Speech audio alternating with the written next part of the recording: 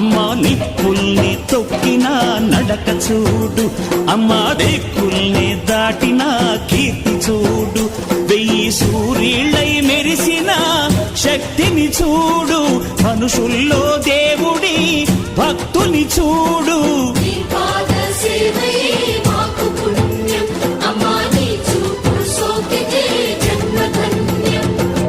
అమ్మా భవాని లోకాల నేలే ఓంకార రూపమమ్మా, తల్లిని మహిమల్ని చూపవమ్మా.